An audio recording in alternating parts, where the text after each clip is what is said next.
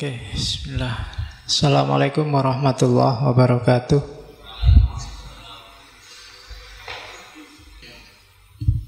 Bismillahirrahmanirrahim. Alhamdulillahirabbil alamin. Wa bihi nasta'inu ala umurid dunya waddin. Allahumma sholli wa sallim wa barik ala habibina wa syafi'ina sayyidina wa maulana Muhammadin wa ala alihi wa ashabihi wa ala manittaba'a huda ila yaumiddin. Amma ba'du. Bismillah, kita lanjutkan ngaji filsafat kita malam hari ini di sesi para syahid, para martir. Minggu lalu kita ketemu Abu Mansur Al-Hallaj. Malam ini kita ketemu Syekh Siti Jenar, semacam penerusnya tapi secara tidak langsung.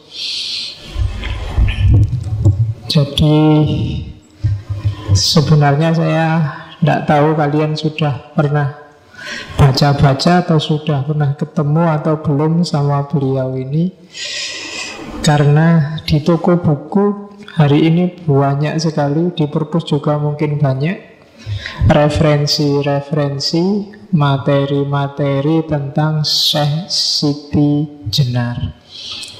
Diskusi-diskusi juga banyak.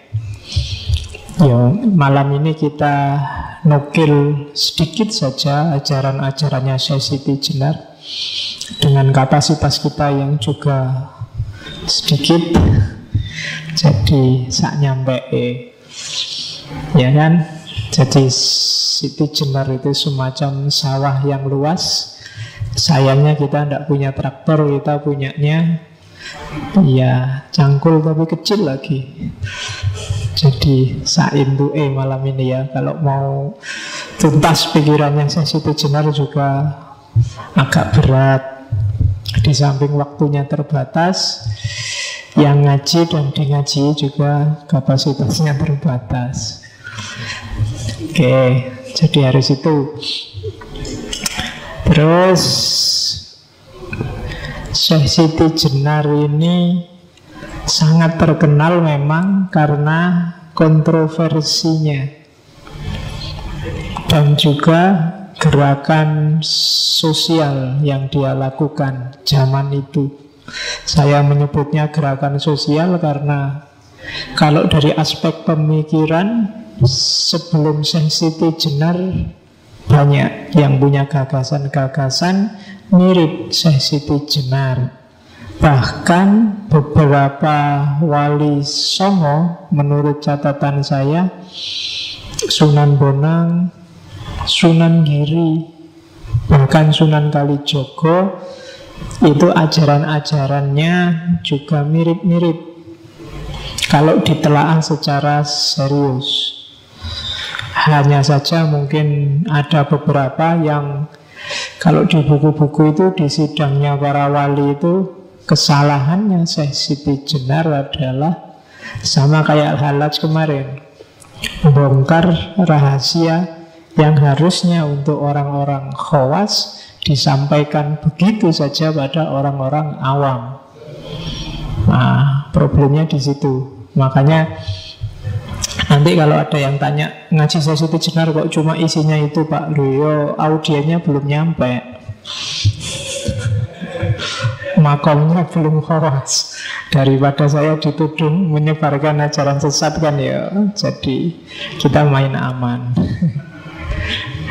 Oke, catatan pertama itu Syekh Siti Jenar ini termasuk grupnya para penyebar Islam di Indonesia yang awalnya sumbernya dari Gujarat, India.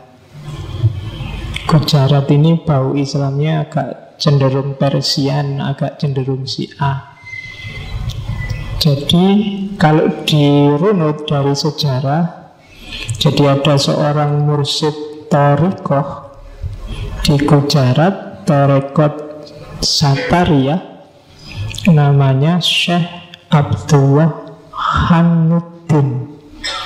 Ya, dari namanya Khan itu kan sudah ada bau India jelas. Kalian kan kenal Shahrukh Khan, Salman Khan, Amir Khan, itu kan baunya India jelas. Syekh Abdullah Khanuddin ini nanti punya anak dua, Syekh Ahmad Jalal Shah sama Syekh Abdul Qadir. Syekh Ahmad Jalal Shah ini nanti punya anak Syekh Jamaluddin Jalal Shah. Dan Syekh Jamaluddin ini nanti dai pengembara juga sampai ke Indonesia. Di Indonesia nanti dikenal dengan nama Syekh Jumadil Kubro. Yang Syekh Abdul Qadir nanti dari cabangnya satunya inilah nanti ada lahir Syekh Siti Jenar, namanya San Ali. Jadi San Ali ini putranya Syekh Datuk Ahmad, Syekh Datuk Soleh. Syekh Datuk Soleh punya saudara namanya Syekh Datuk Ahmad. Dari Syekh Datuk Soleh ini nanti lahir San Ali. Ada yang ngomong Hasan bin Ali, yang nanti dikenal Syekh Siti Jenar. Sementara yang dari kubu satunya Syekh Jamaluddin Syekh, yang dikenal Syekh Jumadil Kubro, punya anak namanya yang Syekh Samarqandi, Ibrahim Samarqandi. Ibrahim Samarqandi nanti nikah, punya istri dua. Yang istrinya putri dari Pasai namanya Maulana Ishaq, yang nanti menurunkan Sunan Giri. Kalau yang istrinya dari Jampa nanti punya anak dua, Syekh Ali Murtado sama Syekh Ali Rahmat. Syekh Ali Rahmat nanti dikenal sebagai Sunan Ampel dari Syekh. Sementara yang dari Syekh Ali Murtado nanti punya putra Usman Haji yang dikenal sebagai Sunan Ngundung. Dan dari situ nanti lahir Ja'far Shadiq, Sunan Kudus. Dan dari sayapnya Syekh Ali Rahmat tadi nanti lahir putranya Sunan Bonang, Sunan Derajat, dan menantunya Sunan Muria yang putranya Sunan Kalijogo. Oke, itu wali-wali. Kalian mesti sudah diajari, tapi lupa. Ya, nanti ada kubu satunya lagi, yang kubu pedalaman. Keturunannya Raja Majapahit terakhir, Brawijaya Pamungkas, Kertabumi. Yang nanti dari situ lahir Sunan Kalijogo. Terah Islam pedalaman, yang tadi Islam pesisir. Oke, bismillah, kita lihat. Jadi ada banyak sekali mitos-mitos tentang Syekh Siti Jenar. Mulai dia berasal dari cacing. Kan ada itu cerita bahwa ada seorang tukang sihir yang kepingin nyuri ilmunya Sunan Giri. Ada yang bilang suatu ketika Sunan Bonang ini ingin menurunkan ilmu rahasia pada Sunan Kalijogo. Terus dia ke tengah danau, naik perahu. Nah, ajarannya nggak boleh didengar siapapun. Kebetulan yang dengar itu cacing. Nah, cacing ini nanti berubah jadi Syekh Siti Jenar. Kan ada yang kayak gitu. Jadi ada banyak cerita-cerita aneh, tapi ada sebabnya kenapa cerita-cerita mitos semacam itu muncul. Nanti kita lihat ya, dikit-dikit. Hampir semua tokoh martir kita, mulai Sokrates, minggu lalu Al-Hallaj, itu sebenarnya tereksekusi karena politik, tidak terutama karena ajarannya. Kita lihat. Kalau ini rentetan namanya, yang paling terkenal ya Syekh Siti Jenar, cuma dia kecilnya disebut San Ali, atau ada yang menyebut nama aslinya Hasan Ali Ansor. Ada juga nama Syekh Abdul Jalil. Ini diperoleh ketika ikut dakwah di Malaka. Terus ada juga nama Syekh Jaboranta. Itu ketika dakwah di Palembang, Sumatera. Ada juga nama Prabu Satmoto. Jadi Prabu Satmoto itu raja yang kelihatan oleh mata, raja yang kasat mata. Itu diperkenalkan oleh murid-muridnya. Nanti ada banyak muridnya yang menyebarkan ajarannya. Daerah Jawa Baratan lebih gampang menyebutnya Syekh Lemah Abang atau Lemah Ban.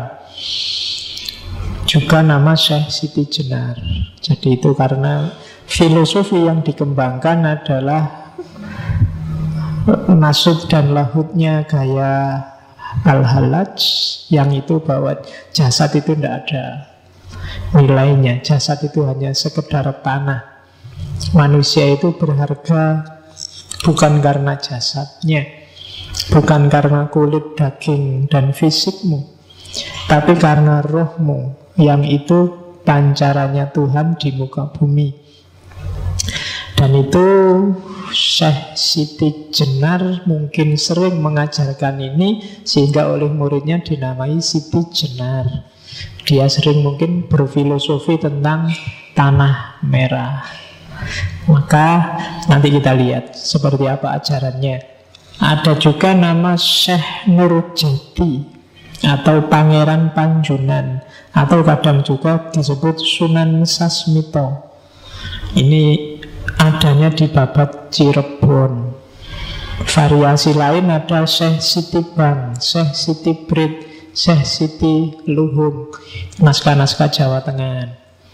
Kalau Ronggo Warsito menyebutnya Sunan Kajenar. Ada juga nama Syekh Wali Lanang Sejati. Nah, itu susah itu. Kalau Syekh Wali Lanang itu biasanya dinisbatkan pada Maulana Ishaq, bapaknya Sunan Giri. Tapi Syekh Siti Jenar ini tidak cuma Syekh Wali Lanang, tapi Wali Lanang Sejati. Ya, ada juga nama Syekh Jati Mulyo. Ada juga nama Syekh Sunyoto Jati Murti Susunan ing Lemah Abang. Gelarnya panjang ya. Oke, sekarang silahkan kamu hitung dan dihafalkan berapa namanya Syekh Siti Jenar. Ya kan kalau ada ujiannya kan kamu harus menghafalkan ini. Sebutkan nama-nama Syekh Siti Jenar dan alasannya. Nah, ya kan harus gitu, harus dihafalkan. Oke, kita lihat guru-gurunya. Guru pertama adalah Syekh Datuk Kahfi.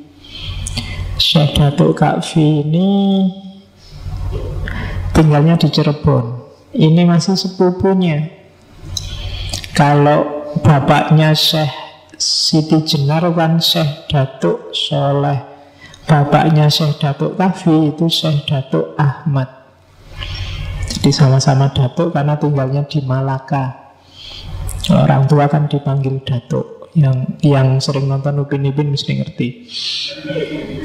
Jadi Syekh Datuk Kahfi ini mursyidnya Torekot Ahadiyah. Jadi nanti ada semacam bagi-bagi tugas. Kalau Syekh Datuk Kahfi itu Jawa Tengah ke barat sampai ke daerah-daerah Filipina, Malaysia dan seterusnya.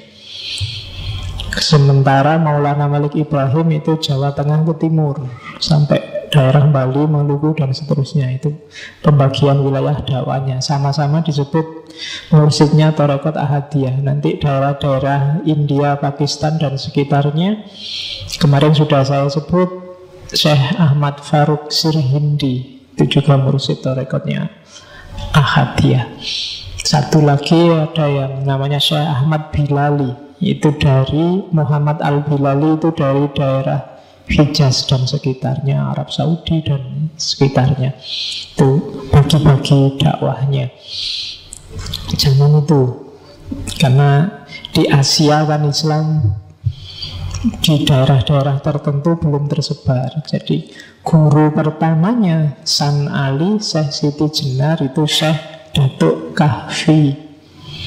Dari beliau Siti Jenar belajar banyak, khususnya untuk dasar-dasar ilmu keislaman. Terus setelah dari Syekh Datuk Kahfi, sempat juga nanti belajar pada Arya Damar. Arya Damar zaman ini sudah tua. Arya Damar itu bapak tirinya Raden Patah. Aslinya Cina. Arya Damar ini muridnya Syekh Ibrahim Samarqandi. Di hari tuanya dia jadi sufi. Ada yang beberapa penelitian menyebut Arya Damar itu nanti yang menguasai kerajaan di sana, Palembang. Antara lain namanya adalah Aditya Warman pada zamannya. Nama Cinanya adalah Xuan Liong, naga emas. Dan di hari tuanya dia jadi sufi.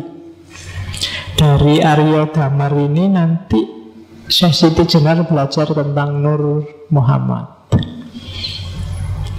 Oke, terus semangat cari ilmunya luar biasa Siti Jenar ini. Termasuk dia menjelajah ke agama-agama lain saat itu. Yang terkenal hidup kan Hindu, Buddha, warisannya Mojopahit. Dan ajaran-ajarannya nanti sedikit banyak ada pengaruh Hindu Buddhanya.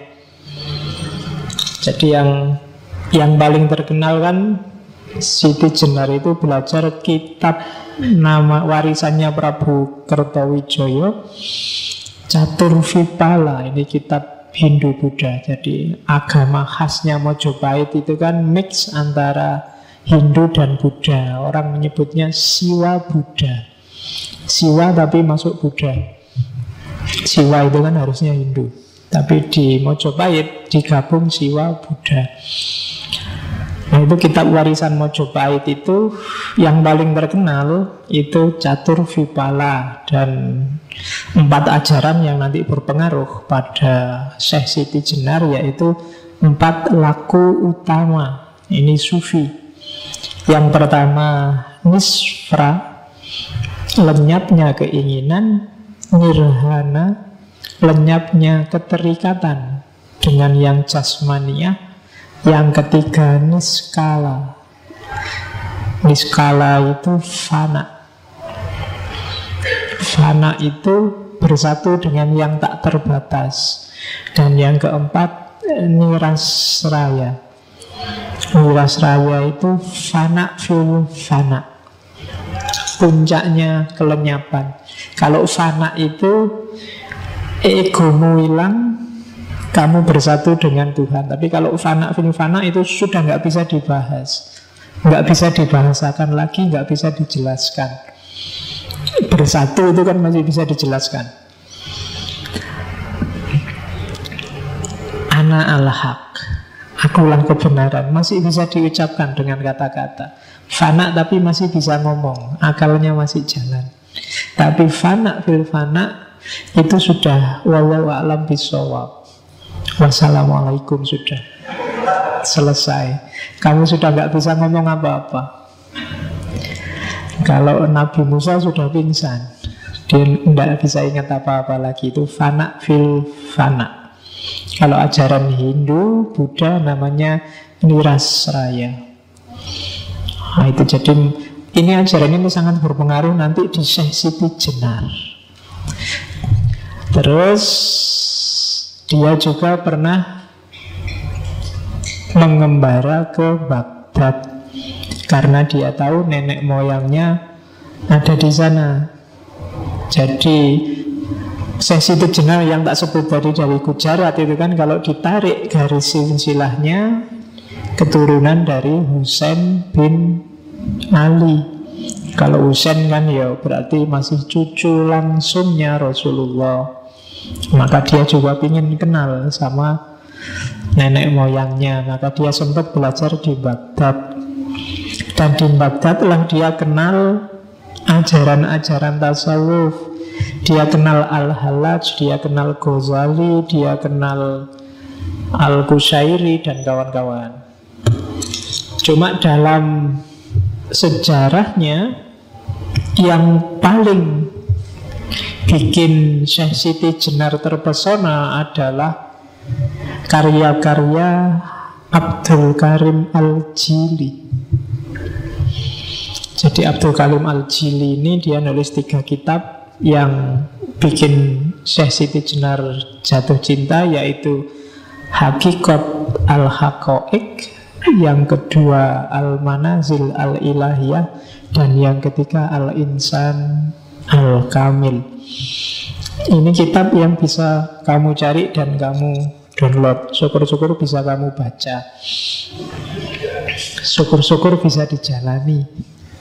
Apalagi yang Insan Kamil, nanti termasuk berpengaruh pada Iqbal dan kawan-kawan.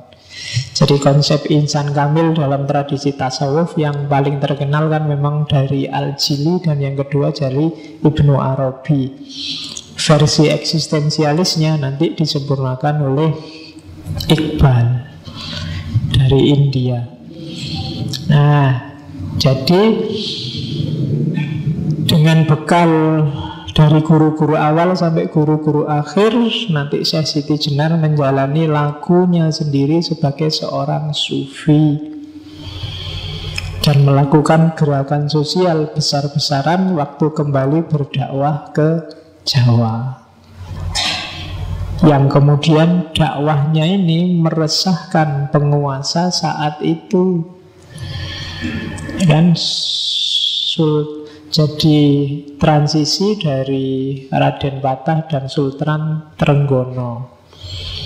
Jadi Syekh Siti Jenar dan murid-muridnya dianggap mau bikin makar. Jadi Syekh Siti Jenar itu kan dulunya ketika berdakwah itu kan muridnya banyak dan dia bikin komunitas-komunitas. Komunitas ini nanti yang dikenal komunitas Lemah Abang. Dia buka hutan, buka daerah baru, pengikutnya banyak, dan cabangnya di mana-mana. Hampir di seluruh Jawa ada. Itu di catatan saya, daerah yang namanya Lemah Abang itu di Tangerang ada, Tangerang, Banten, Bekasi ada, Karawang, Indramayu, Cirebon, Brebes, Pekalongan. Kemudian daerah Jawa Tengah sampai timur ada Wonogiri, Magetan, Pasuruan, Banyuwangi. Di Nanggalan, Madura ada Tanah Merah. Itu yang babat alas itu Syekh Siti Jenar dan kawan-kawan. Itu mengkhawatirkan bagi Sultan Trenggono zaman itu, sehingga dipanggil bolak-balik ke istana, tidak mau. Dan itu nanti jadi cikal bakal yang diidentifikasi oleh Clifford Gate sebagai masyarakat abangan. Jadi sumber lahirnya yang disebut Islam kejawen. Oke, sangkan parannya di situ. Dan ini khawatir luar biasa si Sultan Trenggono ini. Apalagi ajarannya agak nekat, beda sama para wali yang santun, yang kayak kiai beneran zaman sekarang itu. Kalau Syekh Siti Jenar rada uraan gayanya. Jadi dia pemikir bebas yang sejati. Jadi kendel, kalau ngomong juga kendel, kalau nafsir juga kendel, kalau dakwah juga berani. Itu yang bikin Sultan gerah dan memanfaatkan majelis wali untuk menyidangkan, dan bahkan nanti ceritanya sampai mengeksekusi. Meskipun ada banyak sekali versi apapun, tapi alur utamanya kelihatan bahwa Syekh Siti Jenar pada zamannya dianggap makar pada negara, khususnya negara Islam saat itu, atau yang menganggap dirinya sebagai negara Islam, dengan gayanya masing-masing. Oke, jadi itu settingnya seorang Siti Jenar. Saya tidak tahu kalian memahaminya seperti apa selama ini. Biasanya yang tidak dalam membacanya, yes, intinya Siti Jenar itu suroto pemberontak, ajarannya sesat, terus dieksekusi oleh para wali yang ajarannya lurus, kan itu. Atau paling tidak mungkin di pemahamanmu selama ini kita tidak nyampe Siti Jenar itu salah, wong ajarannya orang khusus kok diajarkan pada orang awam. Yo, walau alam bisawab, tapi alurnya sebenarnya sudah kelihatan. Ada politik yang bermain di situ, sama kayak kasusnya Al-Hallaj atau Sokrates 2 minggu kemarin, termasuk minggu depan. Minggu depan rencananya kita ngomong martir juga, cuma biar nggak Islam terus yang dieksekusi. Minggu depan kita cari martir dari agama lain. Kita ketemu martir yang perempuan. Selama ini kan laki-laki, ada loh martir perempuan. Bahkan eksekusinya jauh lebih tragis, karena dikeroyok orang sak kota. Namanya dari tradisi Kristen Romawi kuno, namanya Hypatia, filosof perempuan awal. Kita ketemu minggu depan. Oke, hari ini masih lemah abang dulu. Oke ya, dan coba ceklah, jangan-jangan Jakarta itu ada satu tempat namanya Tanah Abang. Ya, lo iya, itu ada kemungkinan juga nyambung sanatnya sampai ke Syekh Siti Jenar. Carilah bekas murid-muridnya di sana. Sopo ngerti ada, sekarang banyak Cinanya di sana. Jangan-jangan keturunannya Arya Damar tadi. Oke, jadi itu setting sosial seorang Siti Jenar. Kita mulai melihat pikirannya. Nggak usah terlalu lama di trik-trik politiknya. Ajarannya Syekh Siti Jenar itu dikenal sebagai ajaran Sasahidan. Satu akar kata sama syahadat. Jadi kesaksian yang tidak sekedar bersaksi, tapi juga sadar akan hakikat dirinya, hakikat Tuhannya, hakikat kehidupan ini, hakikat alam semesta. Cuma syahadatnya agak kontroversial. Jadi ini kayak syahadat versi Al-Hallaj, syahadat versi Manunggaling Kawula Gusti. Jadi bayangkan itu kalimatnya. Yang ngerti Jawa mesti bisa merasakan dahsyatnya kalimat itu. Ingsun anekseni ingsun dewi. Saktuhune ora ana pangeran namung ingsun. Lan nekseni ingsun setuhune Muhammad iku utusan ingsun. Iya sejatine kang aran Allah iku badan ingsun. Rasul iku rasaning sun. Muhammad iku cahyaning sun. Iya ingsun kang eling tan kena ing lali. Ya ingsun kang langgeng ora kena owah gingsir ing kahanan jati. Yang nggak ngerti Jawa ada subtitlenya nggak di situ? Ya. Ya ingsun kang waskita ora kasamaran ing sawiji-wiji. Ya ingsun kang amurba wisesa kang kuwasa wicaksana ora kekurangan ing pangerti. Biar sampurno padang terawangan, ora krasa apa-apa, ora ana keton apa-apa. Mung ingsun kang nglimputi ing alam kabeh kalawan kodrat ingsun. Itu syahadatnya Sasahidan. Sama sebenarnya penjelasannya ya agak mirip aja anak al-haqnya Al-Hallaj minggu lalu, karena sumber ilmunya mungkin sama. Jadi kalau Syekh Siti Jenar ngomong ingsun, itu nunjuknya bukan ingsun yang fisik aku yang ada ini, tapi ingsunnya itu ingsunnya Allah. Orang jadi salah paham karena ingsun di situ ditafsirkan Siti Jenar yang manusia.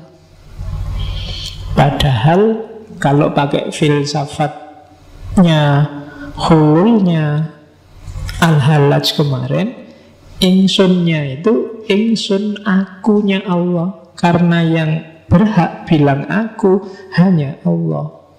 Yang akunya pasti ada itu kan cuma Allah. Akuku ini kan nggak mesti ada. Akuku itu ada karena adanya akunya Allah. Akuku itu tidak sejati. Fisikku ini tidak ada gunanya kan. Kalau bagi Syekh Siti Jenar, fisik kita ini bangkai, mayat. Ketika ditinggalkan Allah, tidak ada orang mau menyentuh kita. Katanya Syekh Siti Jenar malah najis. Jadi fisik itu tidak ada ini. Jadi kalau dia bilang aku, bukan aku yang fisik ini, berarti aku yang rohani. Dan aku yang rohani itu wa nafakha fihi min ruhi, bagian dari ruhnya Allah. Jadi kalau saya bilang aku, pasti yang dirujuk bukan yang fisik ini. Wong ini cuma asalnya dari tanah, besok kembali ke tanah, tanah merah. Ya kan? Tapi aku yang rohani, dan akuku yang rohani itu hakikatnya adalah Allah. Kok kamu nggak nemu Allah dalam dirimu, berarti kamu sedang gelap. Ya kan? Nur Muhammad nggak mencapai dirimu. Biar Nur Muhammad mencapai dirimu, bergeraklah mendekat ke Nur Muhammad. Nur Muhammad itu makhluk paling dekat sama Allah karena dia limpahan pertama. Biar dirimu terang. Kalau kamu terang, kamu bisa tahu Allah yang ada dalam dirimu. Nah itu filosofi dari Syekh Siti Jenar. Mirip sama Al-Halab, mirip sama Abu Yazid Bustami, mirip sama Ibnu Arabi. Maka saya bilang dia bukan orang yang pertama yang ngomong semacam ini. Bahkan para wali yang lain pun insya Allah ngerti ajaran ini. Cuma mungkin karena pertimbangan masyarakat muslim yang belum dewasa, yang hampir semua masih mu'alaf. Yo harus, yo kayak Nabi Muhammad awal kan Islam ketika didakwahkan ke masyarakat Arab kan Islam yang sangat material. Lakukan ini pahalanya sekian, lakukan itu kan sebenarnya untuk mancing orang biar mau. Setelah mau biar dia merasa. Setelah dia merasa harusnya sudah tidak terikat lagi pada yang fisik. Nah itu maunya Syekh Siti Jenar dan kawan-kawan. Cuma para wali pertimbangannya mungkin dakwah. Oke, sehingga Syekh Siti Jenar dengan dukungan politik akhirnya harus dieksekusi. Merusak imannya masyarakat yang masih belum cerdas. Sama kayak Sokrates kemarin, sama kayak Al-Hallaj. Oke, jadi syahadatnya namanya syahadat Sasahidan.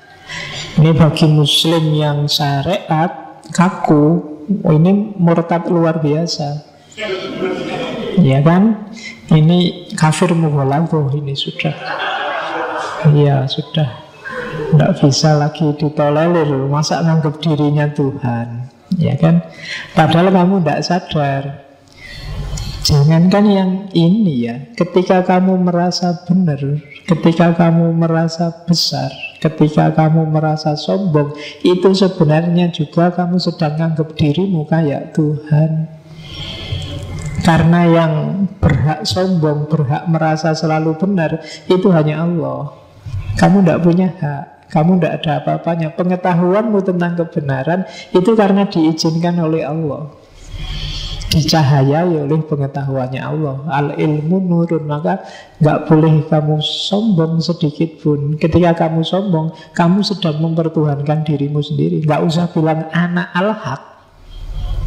Sebenarnya ketika kamu merasa dirimu yang paling benar, itu kamu kayak Al-Halaj yang bilang anak al-haq, akulah kebenaran. Tapi Al-Halaj ketika bilang anak al-haq, orientasi egonya hilang. Ananya Allah. Tapi kamu yang bilang anak al-haq itu, ananya itu dirimu sendiri, egomu yang kamu tunjuk. Dan yang kayak gitu, kayak minggu lalu kan di Al-Halaj, watakmu yang kayak gitu itu mirip Fir'aun. Fir'aun kan juga ngaku Tuhan, dan iblis kan juga ngaku ana. Ananya iblis dan ananya Fir'aun itu ana yang egois, dirinya sendiri. Itu kan debatnya Al-Halaj sama iblis minggu lalu. Tapi ananya Al-Halaj dan kawan-kawan bukan ana ini sudah hilang, sudah tidak ada lagi. Jadi maka hati-hati kamu yang tiap hari mengkafirkan orang kayak gini. Jangan-jangan kamu sendiri yang sebenarnya diam-diam bilang ana al-haq. Kamu sendiri yang sebenarnya merasa akulah yang paling benar, maka yang lain kafir, murtad, sesat.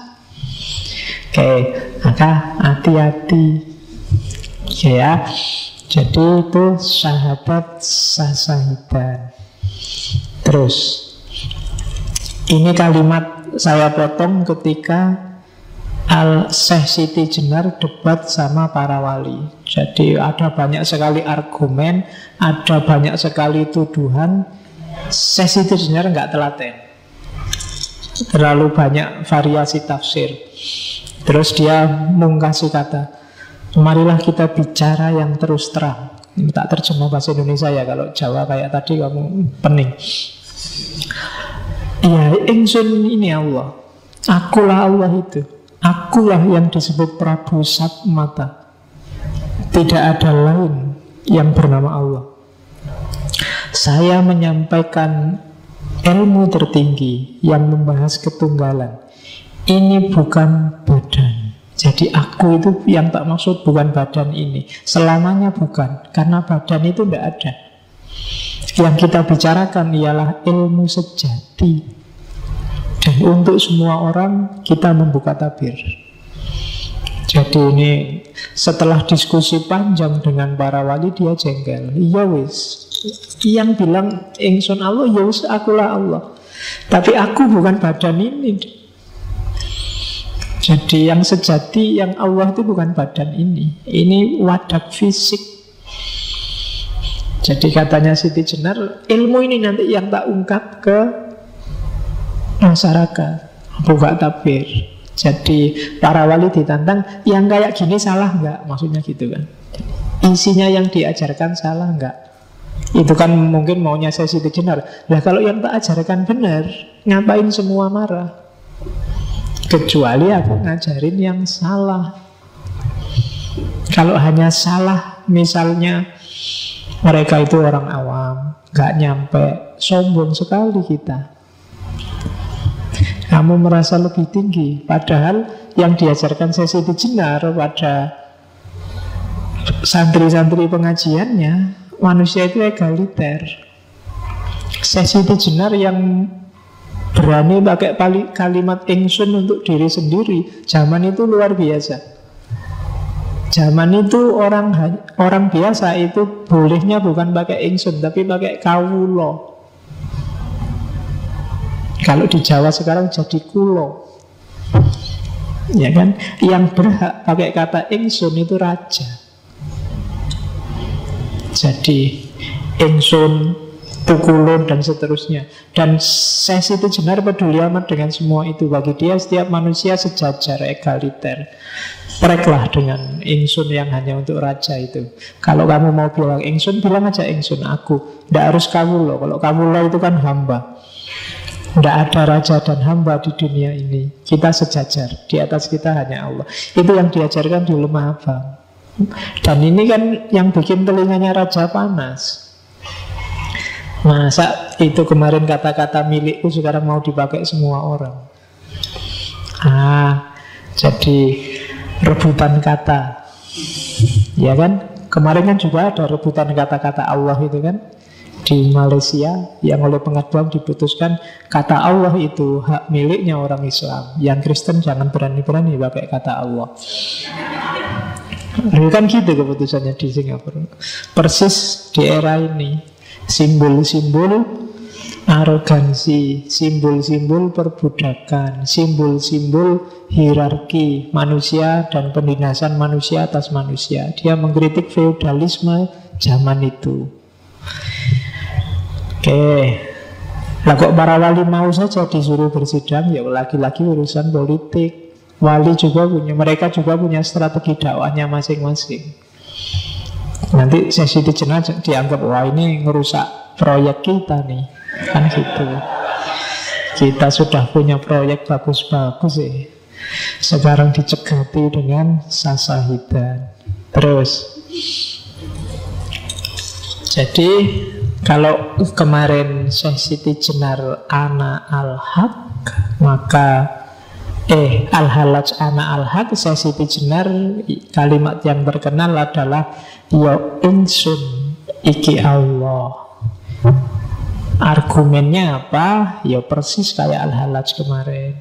Jadi aku itu, yang punya aku itu hanya Allah. Bukan diri manusiaku yang ditunjuk, tapi Allah yang ada dalam diriku. Kalau ada yang bantah, loh Allah kok ada dalam dirinya manusia? Terus kamu lihat, terus Allah harusnya ada di mana? Kita kan yakin bahwa Allah itu muhit itu ada di mana-mana. Dia meliputi segala sesuatu. Jangankan dalam diri manusia, di setiap makhluk ciptaannya, di sana ada Allah. Kamu tidak akan berani bilang di sini ada Allah, enggak. Kamu bilang tidak ada juga susah, bilang ada juga susah. Itu loh Allah, itu loh, lihatin. Nah, kamu kan enggak berani.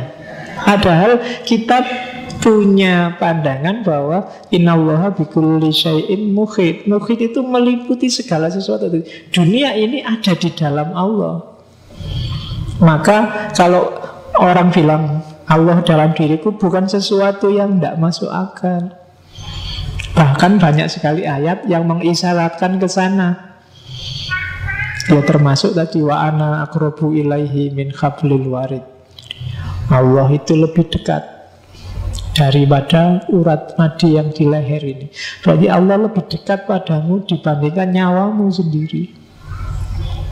Sama nyawa kamu bisa putus, tapi sama Allah tidak bisa.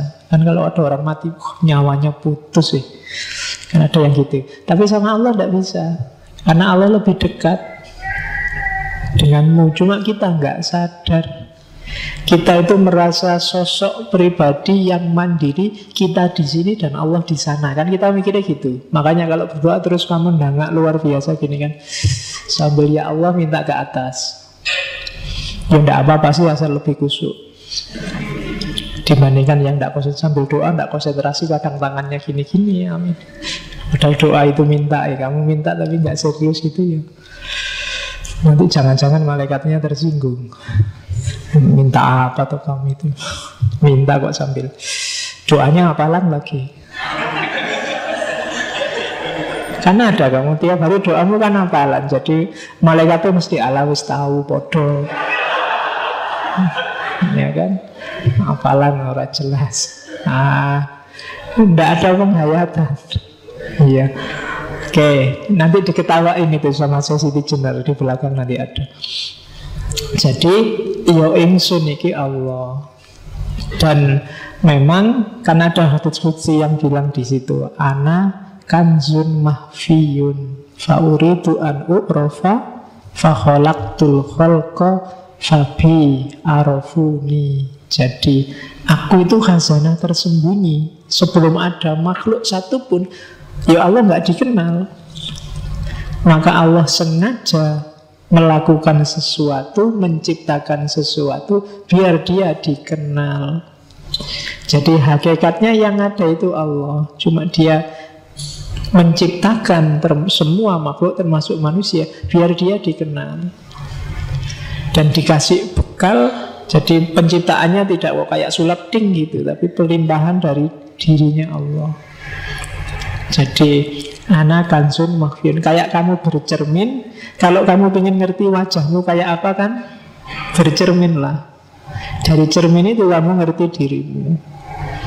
Nah, kayak tak bilang kemarin, wahdatul wujud itu bukan kok ada wujud sama wujud terus bersatu. Enggak. Ada wujud yang sejati, yang lain itu hanya cerminan dari wujud yang sejati itu. Kalau semua ruangan di masjid ini dari kaca, kamu ada di tengah-tengah, wujud yang sejati kan kamu yang ada di tengah-tengah masjid itu. Gambar yang mantul di semua kaca, itulah makhluk. Semuanya representasi Allah, semuanya perwujudan dari Allah, meskipun mungkin tidak lengkap. Yang sebelah sana gambar punggungnya, sebelah sana gambar wajahnya, sebelah kiri gambar pundaknya, sebelah kanan juga gambar pundaknya. Dan yang gambarnya agak sempurna, mirip sekali sama Allah, itu manusia. Bukan gambar fisik loh ya, tapi gambar rohaninya. Nah itulah, maka iyo ingsun iki Allah, katanya Syekh Siti Jenar. Ini termasuk yang nanti kamu ulang 10 menit ke belakang di rekamannya, biar kamu paham. Oke, kita lanjutin lagi. Dari situ lahirlah konsep namanya manunggaling kawula Gusti. Jadi antara pemerintah dengan yang diperintah, antara majikan dengan buruhnya, itu harus manunggal. Termasuk manusia dengan Tuhannya. Kata-kata ini nasihatnya pada Sunan Pembayat, Sunan Bayat dari Syekh Siti Jenar. Kawula dan Gusti itu sudah ada dalam diriku. Siang dan malam tidak dapat memisahkan diriku dari mereka. Tetapi hanya saat ini nama Kawula Gusti itu berlaku, yakni selama saya mati. Diingat-ingat ya, di serat-serat di babat, kalau ketemu kalimatnya Syekh Siti Jenar, kalau dia ngomong saya mati, itu sebenarnya kebalikannya. Karena alam hidup ini bagi Syekh Siti Jenar alam kematian. Alam kematian besok itu justru yang hidup sebenarnya. Jadi saat ini nama Kawula Gusti itu berlaku, yakni selama saya mati. Jadi saat kita hidup di dunia ini masihlah kita boleh ngomong manunggal antara Kawula dan Gusti. Tapi nanti setelah mati tidak ada lagi dikotomi Kawula dan Gusti. Kita masih Kawula kan karena kita masih terjebak oleh tanah merah ini. Kita masih terjebak oleh fisik. Begitu besok kita terbebas dari kungkungan fisik, ya kita hidup yang sejati. Dan itu tidak ada lagi dikotomi Kawula dan Gusti, karena kita sudah ilaihi roji'un, kembali pada yang sejati, kembali pada Allah. Tidak ada lagi keterpisahan, kecuali nafas yang tidak mutmainnah, itu yang tidak bisa langsung ilaihi roji'un, harus diperbaiki lagi. Oke, terus nanti kalau saya sudah hidup lagi, Gusti dan Kawula lenyap. Yang tinggal hanya hidupku, ketentraman langgeng dalam ada sendiri. Jadi sekarang filsafat hulul itihad manunggaling Kawula Gusti itu laku. Tapi besok tidak ada gunanya, wong sudah jadi satu. Sekarang masih bilang Ana al-haq, yo ingsun Gusti Allah. Itu sebenarnya masih, saya bilang tadi, masih rasanya ada jarak, masih fana, belum fana fil fana. Tapi besok di kehidupan yang sejati, ya lenyap yang sejati. Kalau bahasa Buddha namanya nirwana. Oke. Hei Pangeran Bayat, bila kau belum menyadari kebenaran kata-kataku, maka dengan tepat dapat dikatakan bahwa kau masih terbenam dalam masa kematian. Di sini memang banyak hiburan, aneka warna, lebih banyak lagi hal-hal yang menimbulkan hawa nafsu. Tapi kau tidak melihat bahwa itu hanya akibat panca indera. Itu hanya impian yang sama sekali tidak mengandung kebenaran dan sebentar lagi akan lenyap. Gilalah orang yang terikat padanya. Tidak seperti Syekh Siti Jenar. Saya tidak merasa tertarik, tak sudi tersesat dalam kerajaan kematian. Satu-satunya yang kuusahakan ialah kembali kepada kehidupan. Jadi ini ya makomnya memang sudah tinggi. Ya tidak usah diukur sama kalian, masih panjang jalanmu. Ya syukur-syukur sedikit-sedikit, meskipun masih belum bisa merasakan untuk bisa semakom sama Al-Hallaj atau semakom sama Syekh Siti Jenar, ya sidik-sidik lah melangkah mendekat ke sana. Karena memang hidup kita kan harus muter dari innalillahi wa inna ilaihi tadi. Kita harus kembali ke Allah.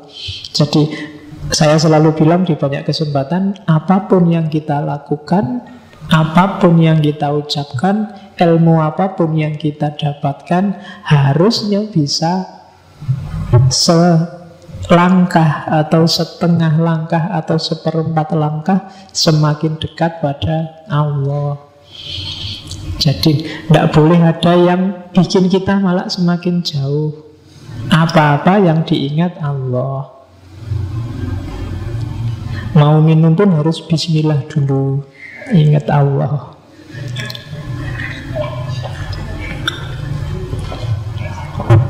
Jadi biarkan teh ini membawa kita sedikit lebih dekat pada Allah. Dulu kan harus gitu, apapun harus begitu. Karena jalur kita itu ilahi pada Allah. Kalau ada apapun kok malah bikin kamu semakin jauh sama Allah, berarti kamu salah jalan, kamu tersesat. Karena hidup kita kembali ke sana. Kalau kamu semakin menjauh, berarti kamu sedang salah jalan. Cepet-cepet balik, kan gitu.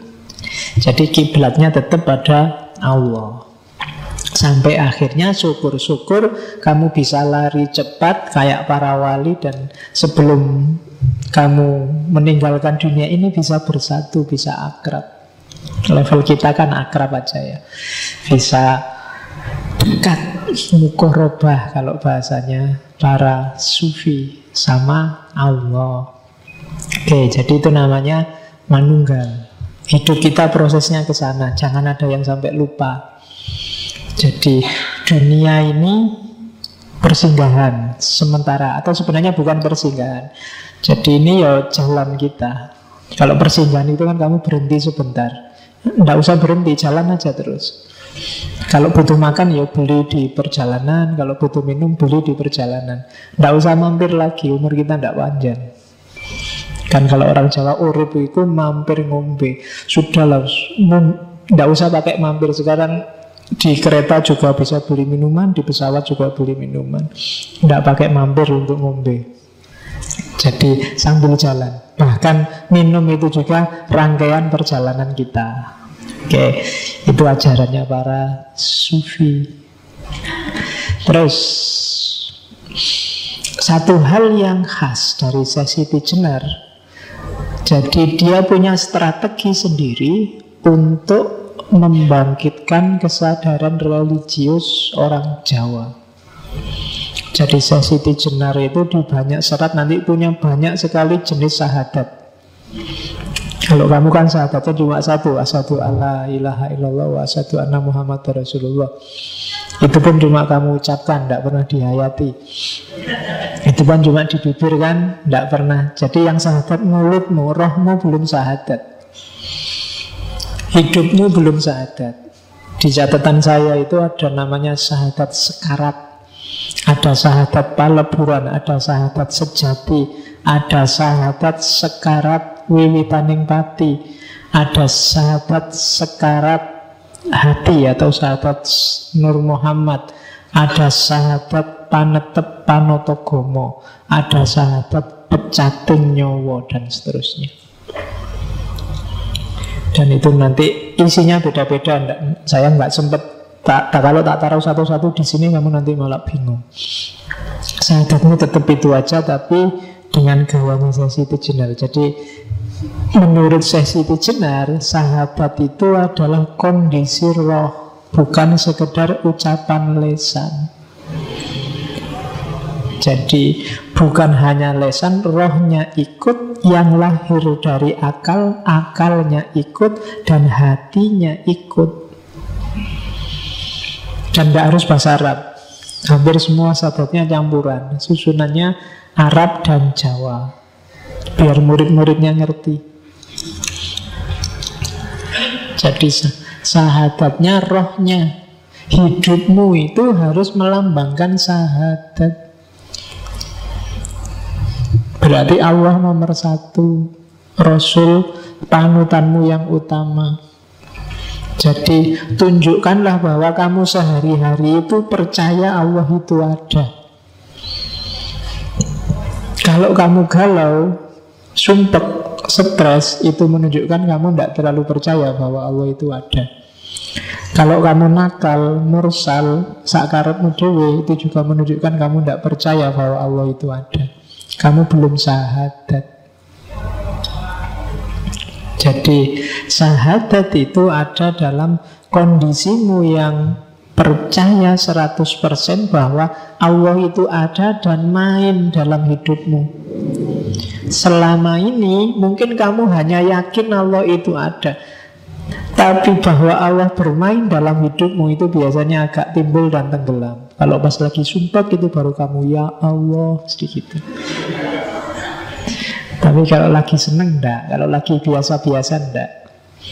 Jadi apa? Berarti kesadaranmu timbul tenggelam. Kamu belum bersahadat.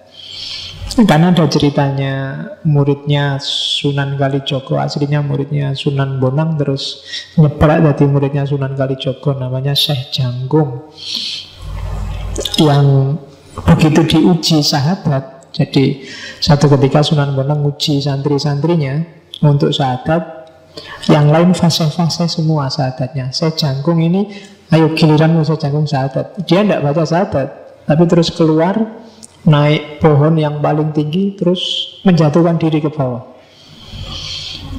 dan selamat. Nah, ya kan?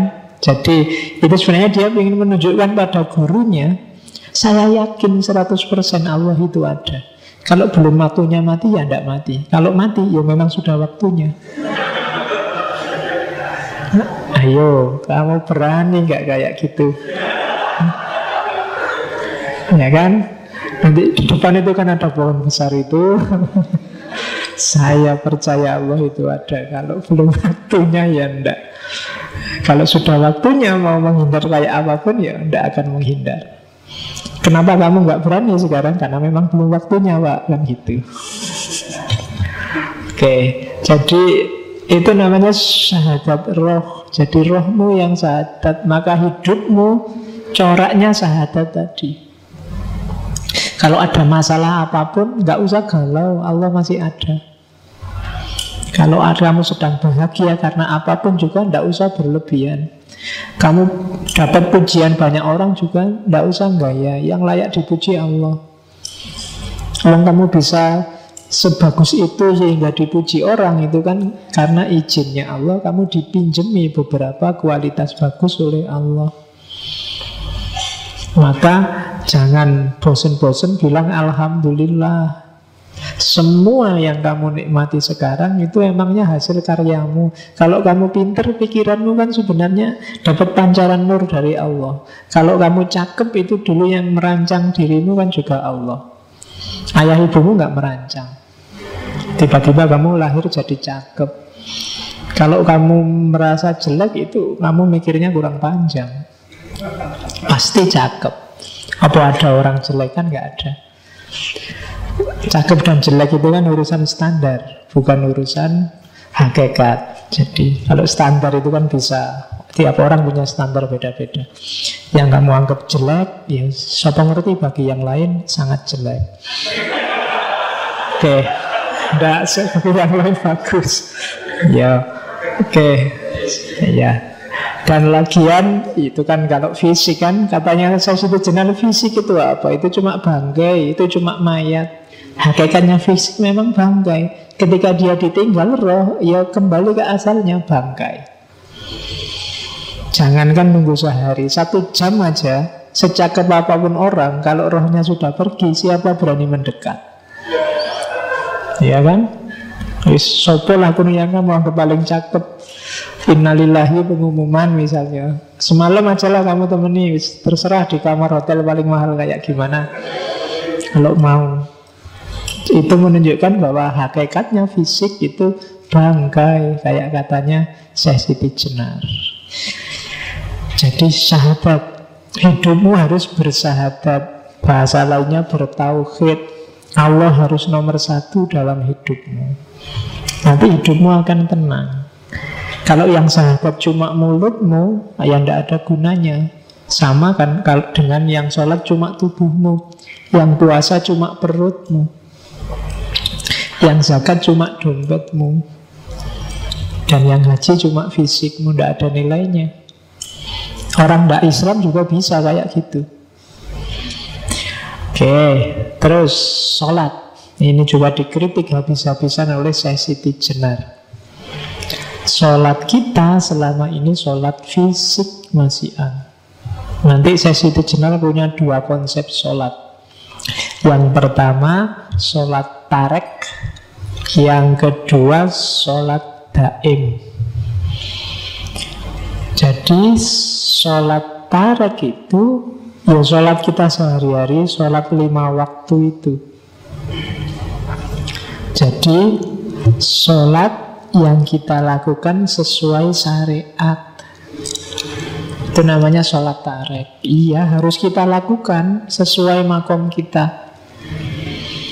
Cuma ini sholat yang beneran. Tujuannya sholat ya melepaskan kita dari dunia kematian, dunia fisik, dunia jasmania. Makanya di Al-Quran kan ada as-sholat itu tanha anil fahsya wal munkar. Segala yang kotor dan keji, termasuk dunia fisik, itu akan mencegah kita karena sholat. Jadi sholat tarek itu bukan sholat olahraga yang kita lakukan tiap hari itu, tapi sholat yang hakikatnya kena. Kalau sholat kita semacam ini, kita akan terbebas dari alam kematian, alam duniawi. Kalau kita sudah bebas dari alam duniawi ini, kita nggak terikat lagi oleh dunia, kita akan masuk ke level sholat yang lebih atas, yaitu sholat daim. Sholat daim itu batin kita selalu dalam posisi dan kondisi sholat, kapanpun dan dimanapun. Jadi iya, fisiknya sholat, syariatnya memang ada, tapi intinya sholat kan tidak sholat untuk sholat. Nah, kalau sholat kita bagus, kita akan masuk jenjang sholat lebih tinggi. Jadi kita akan tanda anil fasa wal mungkar terus, karena sholat kita sholat daim, bukan sholat di masjid jamaah terus pulang kembali ke asal. Dan kita sering gitu. Sekaya biasa nih, jamaah sih jamaah, tapi yo keluar dari masjid aslinya kelihatan, sandal hilang. Ya, jadi kan gitu. Sholat sih rajin, tapi korupsi juga rajin, tidak apa-apa, dosa kecil. Nanti rontok sendiri kan gitu kamu. Pacaran jalan terus, kemudian maksiat jalan, dosa kecil, nanti dengan sholat rontok. Tidak mungkin sholatmu naik level kalau kayak gini. Sholatmu ada yang salah. Jadi maka Al-Quran itu nggak nyuruh kamu melakukan sholat kan, tapi menegakkan sholat. Menegakkan sholat itu berarti apa? Hidupmu harus tegak dengan dan karena sholat. Ini yang agak berat sebenarnya. Selama ini kita masih menjalankan sholat. Itu yang bikin saya Siti Jenar ketawa. Diketawain bareng-bareng sama murid-muridnya.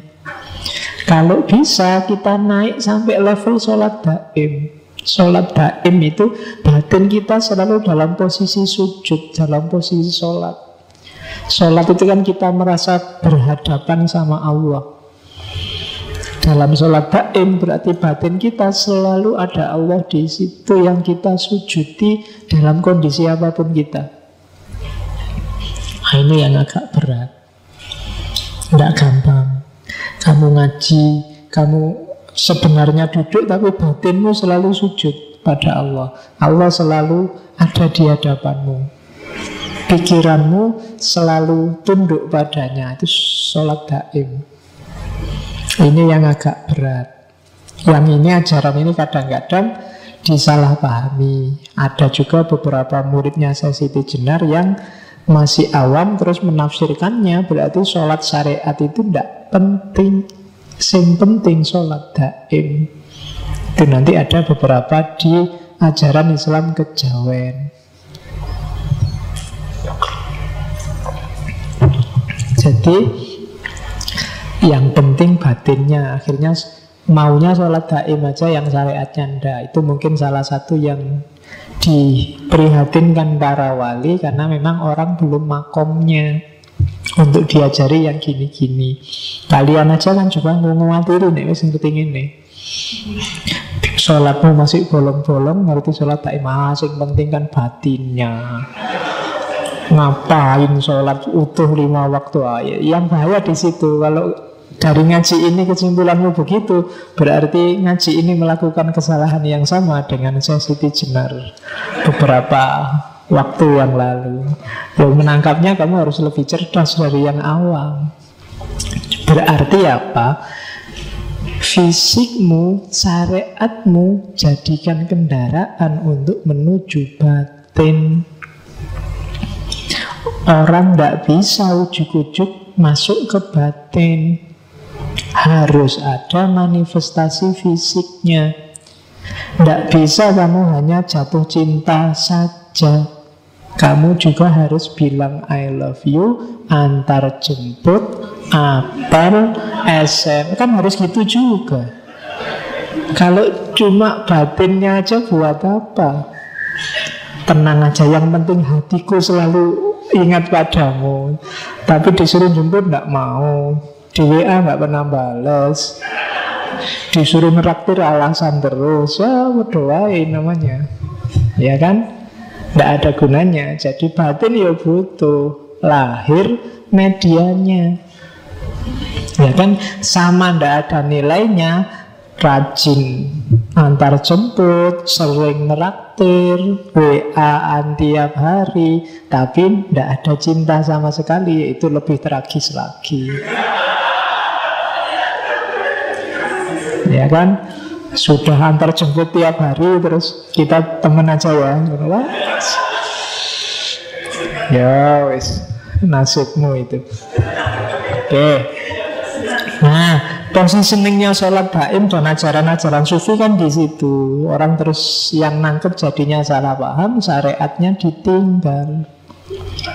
Sing penting eling hatinya selesai. Nah, itu trouble. Oke. Itu potongan dari seratnya Syekh Siti Jenar. Pada waktu saya sholat, budi saya mencuri. Pada waktu saya zikir, budi saya melepaskan hati, menaruh hati pada seseorang. Kadang-kadang menginginkan keduniaan yang banyak. Itu kalau aku yang tanah ini. Lain dengan zat Allah yang bersama diriku. Nah, saya inilah yang maha suci, zat Maulana yang nyata, yang tidak dapat dipikirkan dan tidak dapat dibayangkan. Jadi sholat yang hanya fisik itu bisa jadi pada waktu saya sholat budi saya mencuri. Ya kayak tadi, sholatnya khusyuk tapi sandal hilang, kotak masjid kadang-kadang juga bisa hilang, ya kan? Pada waktu saya zikir, budi saya melepaskan hati. Zikirnya hanya di mulut, la ilaha illallah 100 kali, tapi hidupnya sama sekali tidak la ilaha illallah. Sangat banyak yang kamu pertuhankan selain Allah. Itu berarti apa? Budimu melepaskan hati. Menaruh hati pada seseorang, kadang menginginkan keduniaan yang banyak. Ingin kaya, terus kamu banyak-banyak baca surat Al-Kahfi, baca surat Al-Mulk, baca. Tujuannya apa? Biar kaya. Itu eman-eman. Itu loh. Dengan kahfimu sebenarnya targetnya sangat duniawi. Itu yang diprihatinkan oleh Syekh Siti Jenar. Capek-capek sholat, akhirnya cuma berdoa, ya Allah, jodoh saya dekatkanlah. Eman kalau hanya cuma minta itu. Allah bisa ngasih jauh lebih dahsyat dan lebih besar daripada itu. Itu yang dinasihatkan oleh Syekh Siti Jenar. Oke, kita tidak ngerti dari mana dan akan kemana, maka kita melenceng-melenceng jalurnya. Harusnya tetap ilahi, cuma Allah sudah ngasih banyak sekali kendaraan. Kalau kamu pengen ketemu aku pakai sholat, pengen hartamu bersih bisa dekat sama aku pakai zakat.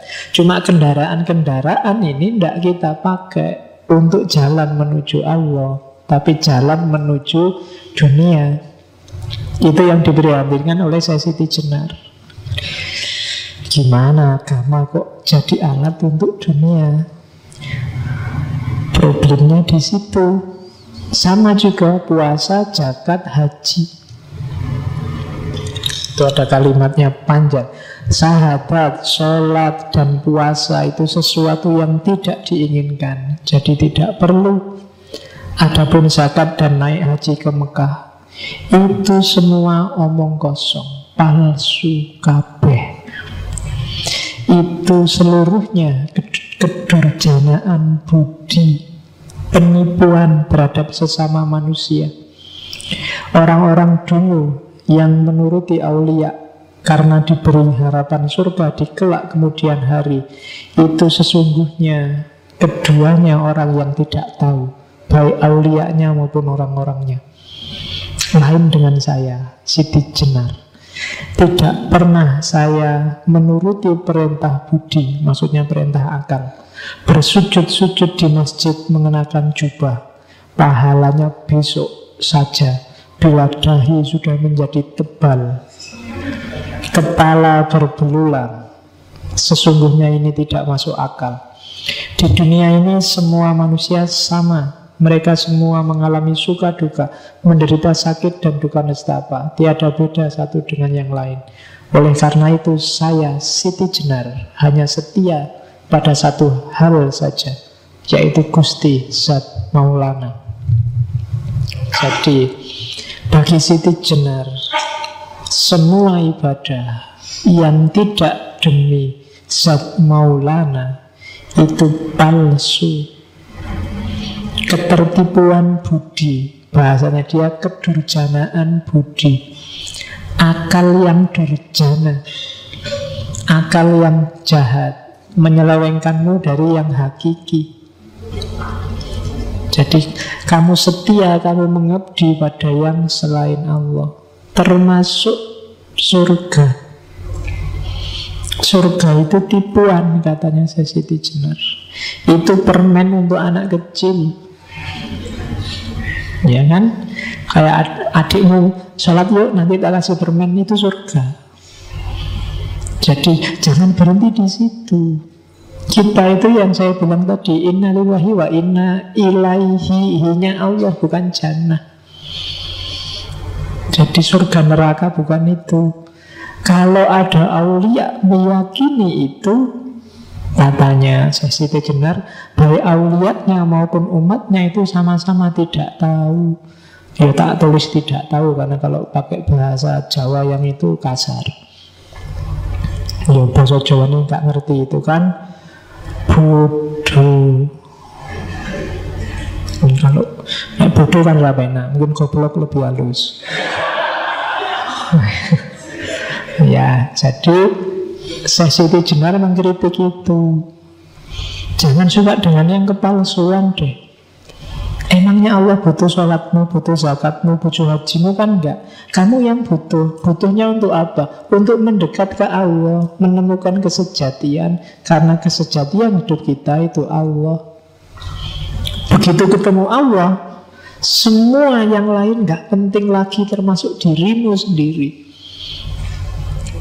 Maka kalau ada yang tanya, kamu di mana? Ndak ada. Yang ada hanya Allah.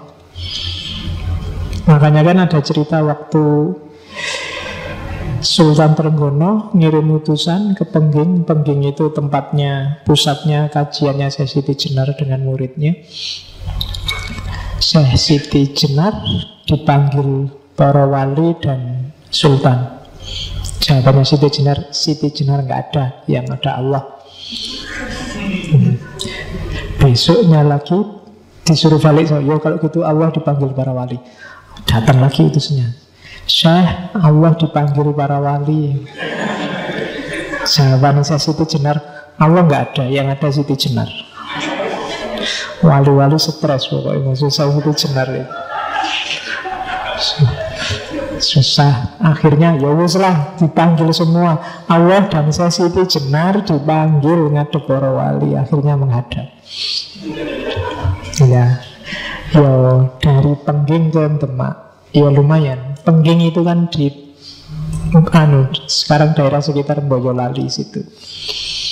Saya lupa daerah-daerah Mamudono situ, kecamatan situ. Itu dulu Pengging.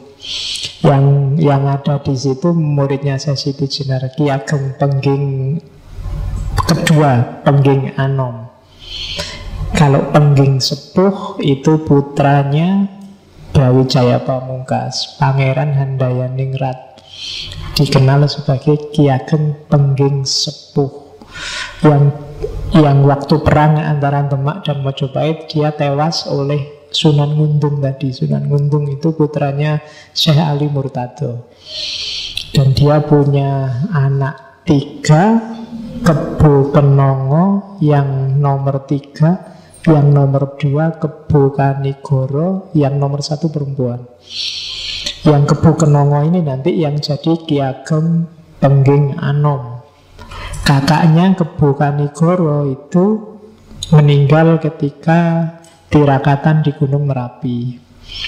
Yang suka ceritanya Esa Mintarja, Nogo Sosro Sabu Inten, nanti akan banyak ketemu Kebo Kanigoro ini yang ngomong Joko Tingkir, Mas Karebet.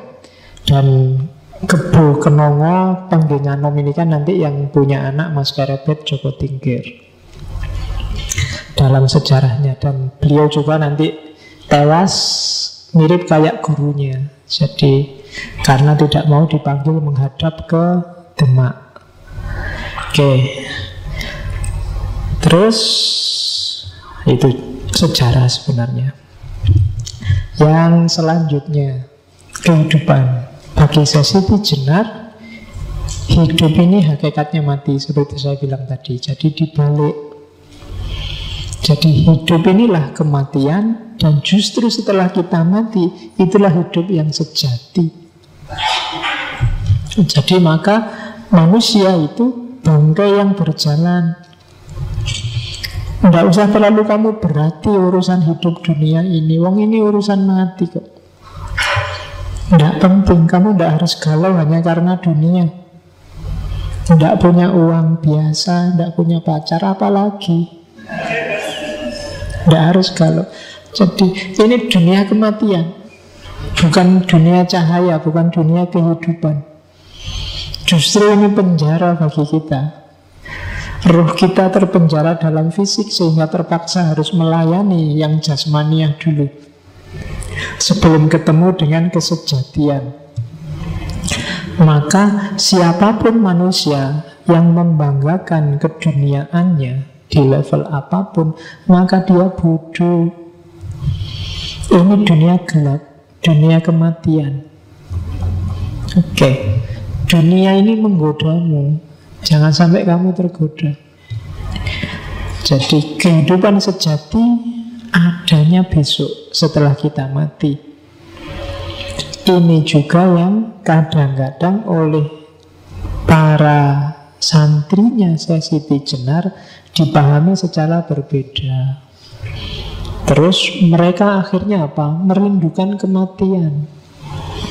Tidak apa-apa sih kalau sekedar ingin segera mati, Beberapa ceritanya loh ya, saya tidak tahu pasnya. Beberapa akhirnya apa? Ada yang begal, ngerampok, biar ditangkep, dipukuli orang banyak terus mati. Alhamdulillah lepas dari dunia. Ini apa tuh is? Cara memahaminya ya karena orang awam kan sok-sok gitu. Tenang aja, berarti dunia ini kan tidak penting kan kematian. Ayo kita sakar PDW, tidak apa-apa. Mati, alhamdulillah kita ketemu kesejatian. Jadi orang memahaminya jadi salah. Padahal maunya kan pasti bukan ke situ. Maunya itu karena hidup ini kematian, maka kamu jangan jatuh cinta dengan hidup sekarang dan di sini. Siap-siaplah yang serius untuk hidupmu yang sejati besok. Jadi cari bekal sebanyak-banyaknya untuk hidup yang beneran. Ini kamu belum hidup sebenarnya. Kamu nggak sadar aja. Itu kan sama kayak Ghazali yang di salah satu kitabnya tiba-tiba bilang, akal itu tidak mesti lo ya. Jangan-jangan yang sekarang kamu anggap hidup tiba-tiba bukan. Buktinya apa? Mimpi. Waktu kamu mimpi itu kan seolah-olah beneran. Pagi-pagi bangun, alah cuma mimpi kemarin itu. Sopo ngerti hidup ini juga begitu. Begitu besok kamu meninggal, terus bangkit lagi. Walah ternyata yang kemarin itu enggak kayak kamu nganggap mimpi. Hidup ini juga jangan-jangan besok kamu merasa begitu. Mimpi ya ternyata. Ngapain kalau mimpi kemarin begitu susahnya jungkir balik, gegeran, tawuran, cuma mimpi aja kok. Seserius itu kita. Nah itu kan Ghazali nyindirnya begitu. Jadi ya makanya hidup ini kematian, katanya Siti Jenar. Jangan dianggap terlalu serius. Apapun yang terjadi, baik kenikmatan atau kesedihan. Ya, itu harusnya surga dan neraka. Tapi saya tidak tahu. Mungkin Windowsnya agak error jadi neraka dan neraka. Ya, itu aku loh. Mungkin ada hal yang tidak terlihat. Jadi kalau ada yang mendakwahkan, memamerkan surga dan mengancamkan neraka, katanya Siti Jenar, neraka dan surga itu ya sekarang di dunia ini. Ketika kamu senang mendapat banyak nikmat, hidupmu tentram, nyaman, itulah surga. Kalau hidupmu kacau, uang tidak punya, hidup sengsara, kebutuhan gak tercukupi, pacar gak dapet-dapet, itulah neraka. Jadi gak usah ya, gak usah pusing-pusing. Nunggu besok lah kalau masuk surga. Surgamu itu bisa ketemu sekarang, nerakamu juga bisa ketemu sekarang. Kuncinya apa? Batinmu. Nggak ada hubungannya sama fisik. Ada loh yang nggak punya apa-apa, apalagi mikir pacar buat makan aja dia, tapi batinnya tenang. Itulah surga. Tapi ada pacare wis ayu, duite oke, kebutuhan semua terpenuhi, IP juga 4,5 misalnya. Tapi sumpah terus, pengen inilah, pengen itulah, nggak ada habisnya. Itu neraka.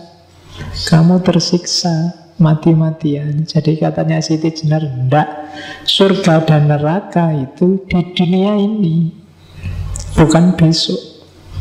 Jadi carilah surgamu, carilah nerakamu. Nggak usah amal baik, besok kita ketemu surga. Kalau amalmu memang benar-benar baik, ikhlas lillahi ta'ala, lahir batin, kamu akan ketemu surga sekarang, nggak nunggu besok.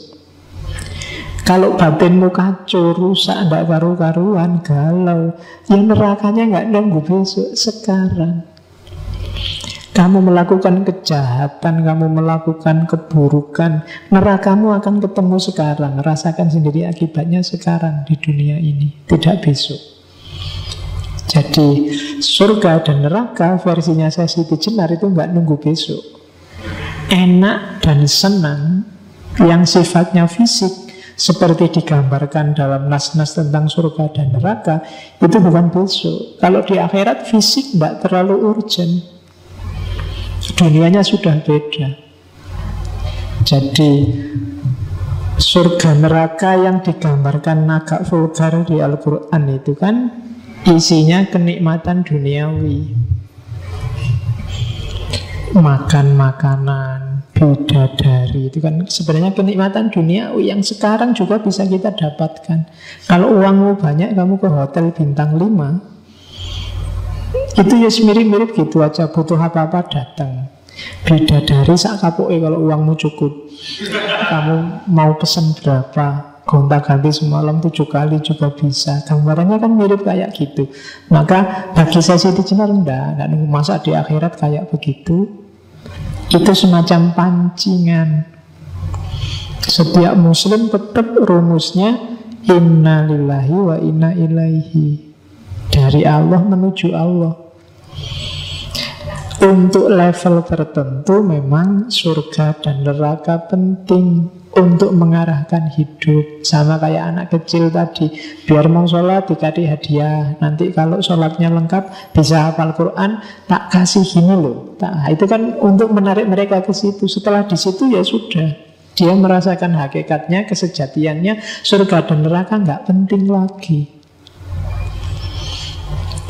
Kalau surga neraka dengan gambaran persis fisikal itu, sekarang kita juga bisa merasakan, nggak usah nunggu besok. Nah, itu tentang surga dan neraka. Oke, ini pandangannya selanjutnya. Syukur kalau saya sampai tiba di alam kehidupan yang sejati. Jadi ini kan ketika Siti Jenar diancam, sudahlah kalau kamu terus-terusan ajaran kayak gini kamu sebarkan, ya resikonya kamu akan dihukum. Eksekusinya ya mesti mati, karena kamu dianggap murtad, ajaranmu keluar dari mainstream. Jawabannya Siti Jenar, ya syukur kalau saya sampai tiba di alam kehidupan sejati. Sejak kemarin saya nunggu-nunggu kapan waktuku untuk nyampe ke hidup yang sejati, bukan alam kematian ini. Lah kok diancam dihukum mati, ya alhamdulillah. Sama kayak Halak kemarin kan, alhamdulillah dihukum mati. Dalam alam kematian ini saya kaya akan dosa. Siang malam saya berdekatan dengan api neraka. Sakit dan sehat saya temukan di dunia ini. Lain halnya apabila saya sudah lepas dari alam kematian ini. Saya akan hidup sempurna, langgeng, tiada ini itu lagi. Jadi diancam hukuman mati ya berani, tidak takut sama sekali. Apa sih hukuman mati itu? Justru itu yang sejak kemarin tak tunggu-tunggu. Mosok wali bunuh diri ora pantes. Tapi nek dihukum mati, ayo, ndak takut sama sekali ya. Seminggu lalu saya bilang kan bahwa aulia Allah, inna aulia Allah itu la khaufun alaihim wa lahum yahzanun. Enggak sedih, enggak takut, wong cuma hukuman mati, apa susahnya. Ndak akan nyewa pengacara, biar aja. Ya kan, padahal kalau dia mau muridnya banyak, yang pejabat juga banyak. Kalau mau merontak perang ya meskipun mungkin kalah, tapi kan ya bisa saja. Tapi kan enggak. Komunitasnya tadi kan mulai ujung Jawa bagian barat sampai Banyuwangi, Jawa bagian paling ujung timur, sudah ada komunitasnya. Kalau itu disuruh bergerak itu sudah luar biasa, tapi kan enggak. Ngapain sih sibuk banget di dunia, wong dunia ini alam kematian. Jadi syukurlah kalau aku mau dihukum mati, itu tak tunggu-tunggu, aku tidak akan takut. Cuma kemudian ada versi yang bilang Siti Jenar tidak dieksekusi, tapi dia melepaskan sendiri nyawanya. Mirip kayak cerita di Buddha, muksa. Jadi muksa itu nggak dibunuh, nggak diapain, ya sudah, sekarang sudah saatnya pergi, begitu saja. Dan itu kalimat yang indikasinya ke sana itu ada di salah satu serat. Jadi katanya Siti Jenar waktu ditantang, menduakan kerja bukan watak saya. Siapa yang mau mati? Dibalik loh ya. Kalau Siti Jenar ngomong mati itu maksudnya siapa yang mau hidup. Siapa sih orang yang suka, yang mau hidup dalam alam kematian? Orang kaya akan dosa. Di alam ini itu wong kakean dosa. Oke. Baik, jika saya hidup yang tak kena ajal, akan langgeng hidup saya, tidak perlu ini itu. Jadi sebaliknya, jika aku hidup berarti mati, hidupku akan langgeng, gak perlu repot-repot.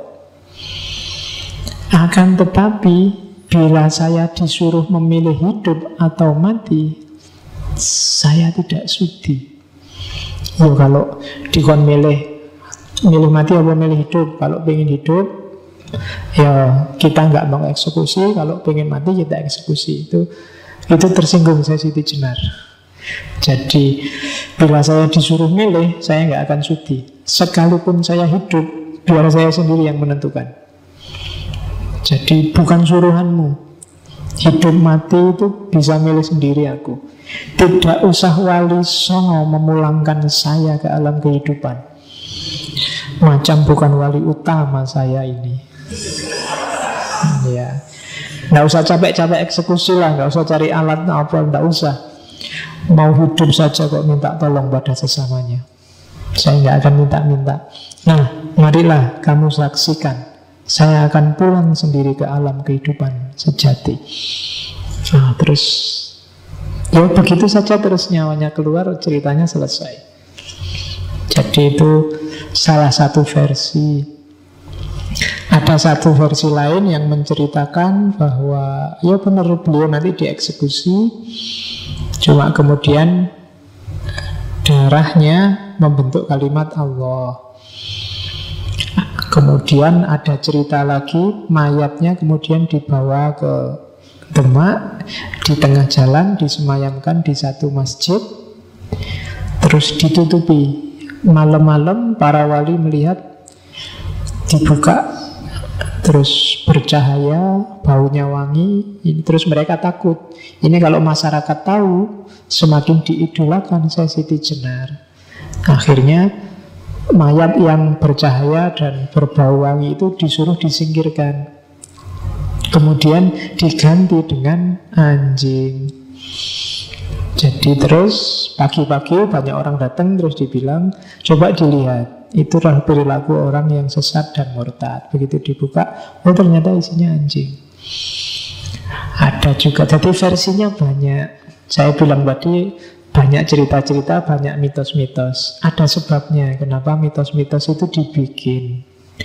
Tapi kalau saya, yo kacaunya para wali songo, sesuai makom spiritualnya, nggak mungkinlah melakukan tindakan keji semacam itu.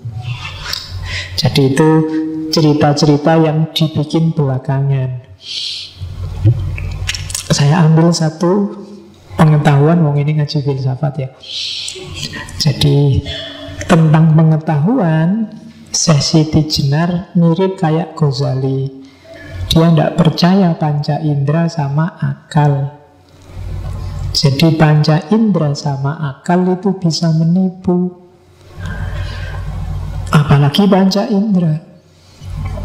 Yang kelihatan bagus bisa jelek, yang kelihatan jelek bisa bagus. Oke, panca indera itu misalnya minum.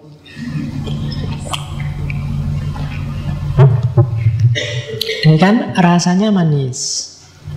Cuma kalau setelah ini aku minum air putih biasa yang rasanya nggak manis, air putih biasa ini rasanya agak manis sekarang. Karena ludahku terlanjur kena teh yang manis. Itu panca indera. Gampang sekali ketipu. Apalagi gunung itu kamu lihat dari jauh kelihatan kan biru halus gitu. Begitu kamu mendekat, wah geronjal-geronjal. Banyak jurangnya, banyak tikungannya, banyak tumbuhannya. Jadi kalau ada orang dari jauh kelihatan mulus, dari dekat wah geronjol-geronjol, berarti tipe gunung. Jadi wajahnya dari jauh mulus, dari dekat banyak tanjakan dan turunannya. Oke. Nah, itu panca indera, gampang ketipu. Bau juga begitu, lidah juga begitu. Jadi panca indera tidak dapat dipakai sebagai pedoman hidup. Jadi enak dan tidak enak fisikmu itu bukan kebenaran yang sejati. Akal juga begitu. Pikiran, angan-angan, dan kesadaran yang berasal dari panca indera juga begitu. Akal itu bisa gila, bisa sedih, bisa bingung, bisa lupa, bisa tidur, bisa tidak jujur. Jangan dikira akal itu kan kamu selalu bilang yang belajar filsafat rasional, Pak, rasional. Iyalah, rasional itu proses kerjanya.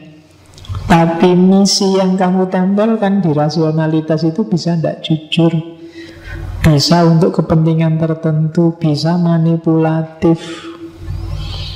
Alasan rasional kan bisa jadi bikin. Misalnya kamu sama pacarmu berdua nginep di hotel semalam aja, nggak lama-lama. Nah, terus ada orang kritik, terus kamu jawabnya rasional. Loh, kenapa sampean kok usil? Ini kan pacar-pacarku. Tak masuk ke hotel berdua, suka sama suka, enak sama enak. Sampean kok cerewet? Tidak ada hubungannya sama hidup sampean toh? Kalau seandainya ada resikonya, apa resiko jelek apa, kan kita siap nanggung-nanggung sendiri. Sampean tidak usah usil deh. Loh, itu kan rasional. Yang aku pakai narkoba ya tak pakai sendiri, beli pakai uangku sendiri, mabukku sendiri, ngapain yang lain kok usil? Akal kan itu. Gitu loh. Jadi jangan terlalu percaya sama akal. Akal bisa manipulatif.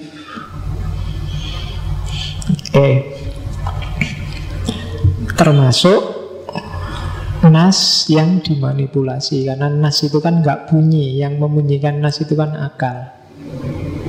Makanya nas itu kan selalu ketika berhadapan dengan manusia bentuknya berubah jadi tafsir. Sehingga lahir banyak sekali tafsir, banyak sekali kitab-kitab tafsir, banyak sekali tokoh-tokoh mufassir sesuai versi kapasitas akalnya masing-masing. Maka jangan percaya sama akal, jangan terlalu percaya sama panca indera. Yang disarankan oleh Siti Jenar adalah intuisi, pengalaman langsung, laku. Jalani, rasakan sendiri. Kalau bahasanya Nabi Muhammad, ya tanyakan hatimu deh, benar dan salah. Kalau ditanyakan akal, ya yang sesuai kecenderunganmu pasti kamu anggap benar. Tapi coba deh, hatimu ditanyain, pengalaman nyatamu, faktualmu ditanyakan, intuisimu disuruh tajam. Ya biasa, ini epistemologi yang ada di hampir semua sufi. Jadi epistemologi intuisi. Kapan-kapan kita dalami itu. Terus yang keras dikritik oleh Syekh Siti Jenar adalah kelompok santri dan ulama. Makanya mereka nanti disebut kelompok abangan. Jadi menurut Siti Jenar, ulama dan santri itu hanya levelnya sembah rogo, hanya level fisik yang diopeni. Halal haram, mubah makruh, ngopeni fisik. Padahal tugas manusia yang lebih utama itu adalah kemuliaannya. Padahal Nabi diutus liutamima makarimal akhlak, moralitasnya, batinnya. Sementara para ulama, para santri, katanya Siti Jenar, sibuk dengan dogma, sibuk dengan rayuan surga dan ancaman neraka. Padahal surga dan neraka itu kan hidup kita sehari-hari. Itu yang bikin umat jadi terkungkung dan terganggu tergantung pada ulamanya. Karena yang paling ngerti tentang syariat ya ulamanya.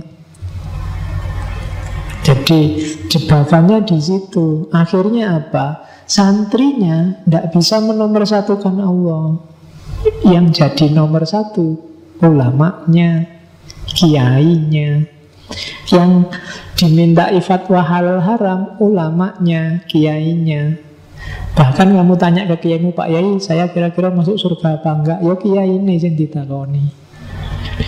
Dan kamu izinkan mereka untuk memvonismu masih muslim, apa sudah murtad, apa sudah kafir, besok kamu masuk neraka apa enggak. Dan ini yang jadi sumber kritiknya Siti Jenar.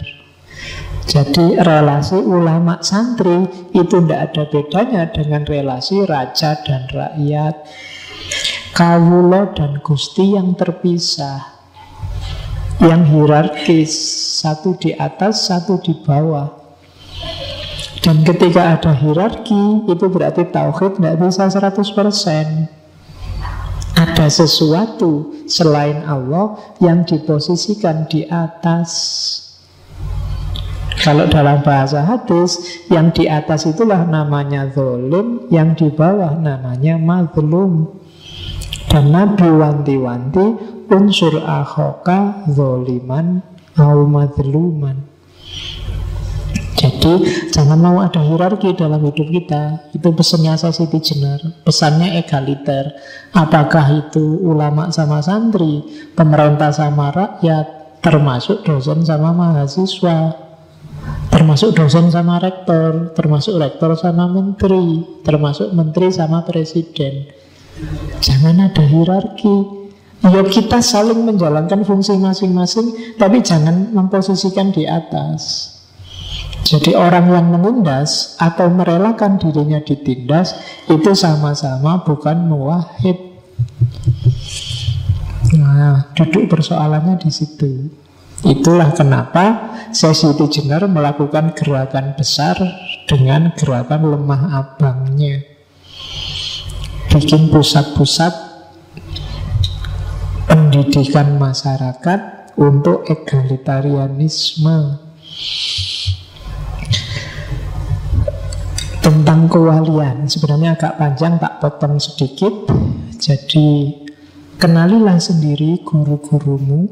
Hati-hati, jangan suka meremehkan orang yang ada di sekelilingmu. Siapapun dia, siapa tahu dia kekasihnya Allah, para walinya Allah. Jadi tapi dia sendiri kelihatannya nggak ya enggak, memang wali yang sejati kadang malah nggak ngerti kalau dirinya wali. Malah justru blundernya adalah orang yang ngerti, apalagi ngaku dirinya wali, itu biasanya levelnya langsung merosot.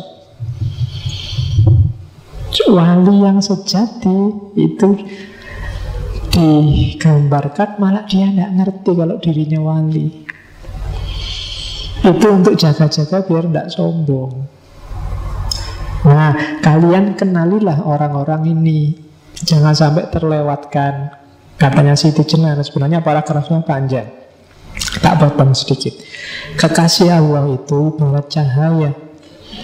Jika ia berada di kejauhan, kelihatan sekali terangnya. Namun jika cahaya itu didekatkan ke mata, mata kita akan silau dan tidak bisa melihatnya dengan jelas. Semakin dekat cahaya itu ke mata kita, maka semakin mata kita buta, tidak bisa melihatnya. Engkau bisa melihat cahaya kewalian pada diri seseorang yang jauh darimu, namun engkau tidak bisa melihat cahaya kewalian yang memancar dari diri orang-orang yang terdekat denganmu. Maka jangan meremehkan orang, jangan merendahkan orang, jangan melecehkan orang dalam bentuk apapun.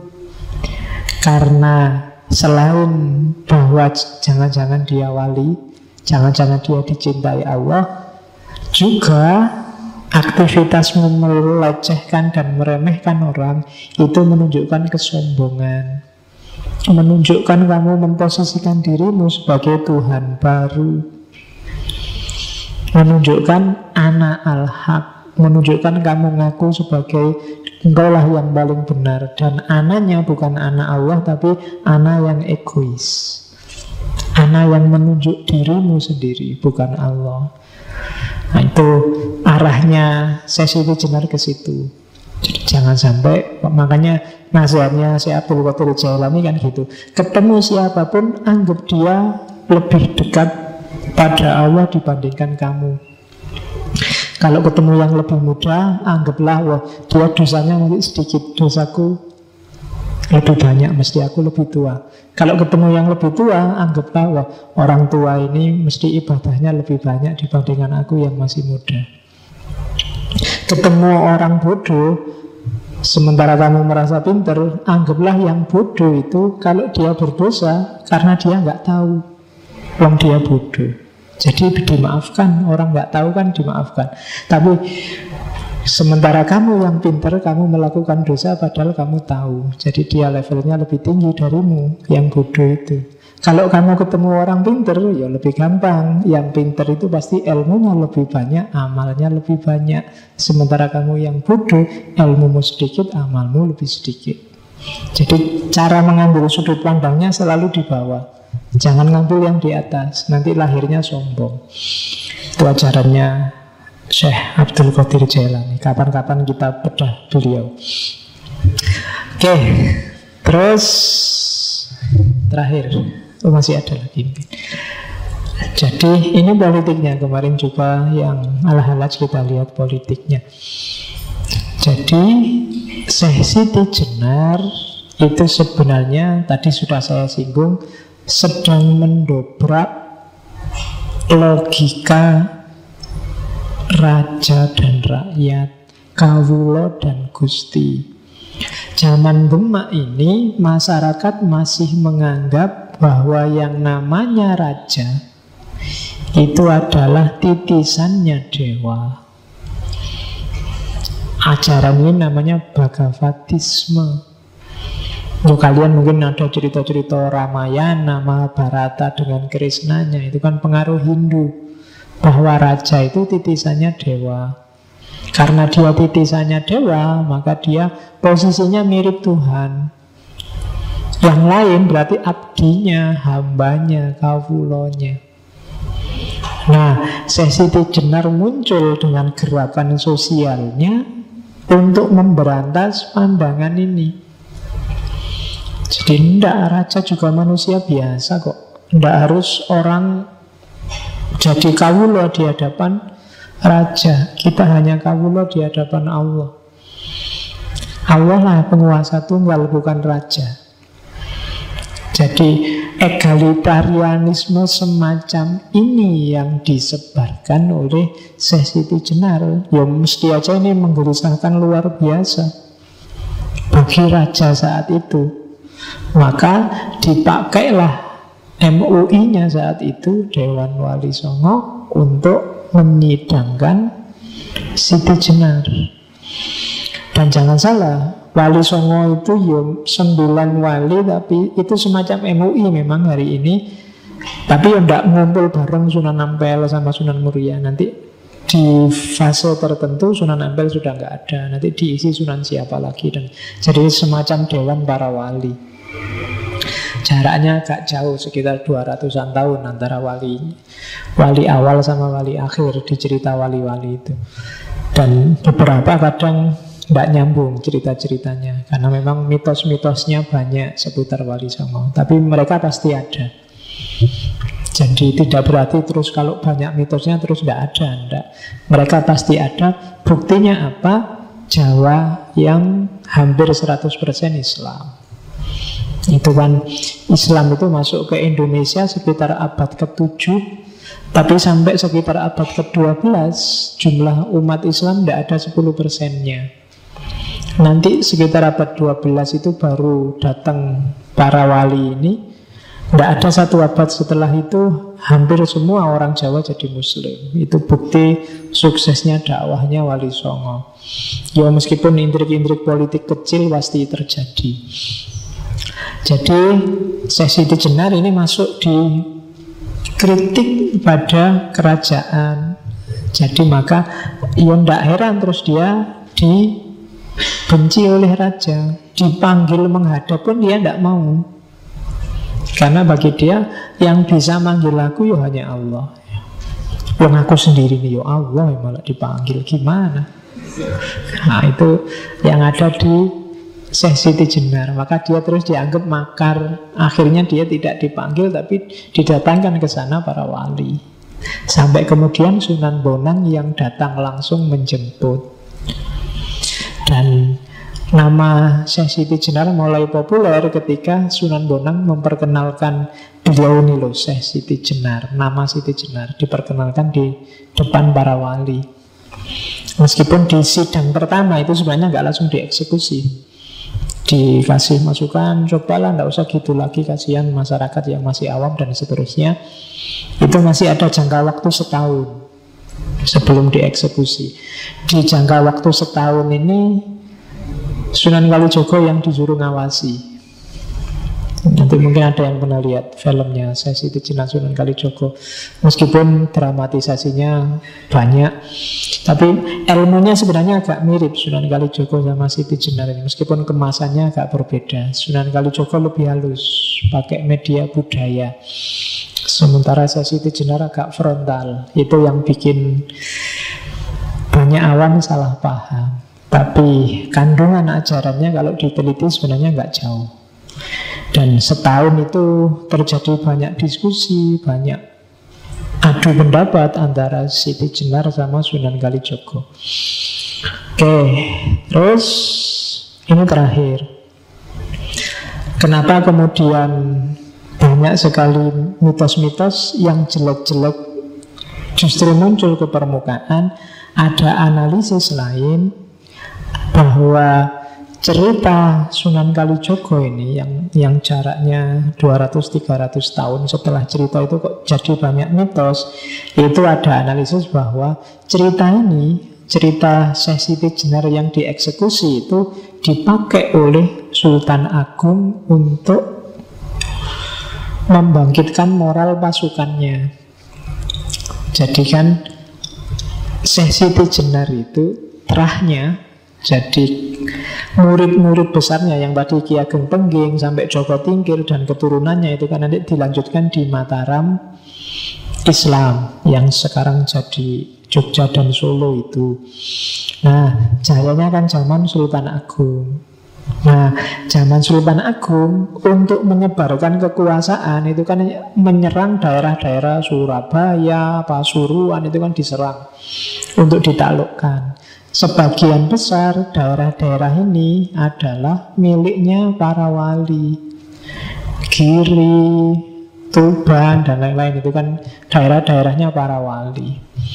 Para prajurit ini kan muslim juga semua. Cuma ya agak gimana kalau harus bertarung sama saudaranya sesama muslim, apalagi tempatnya para wali.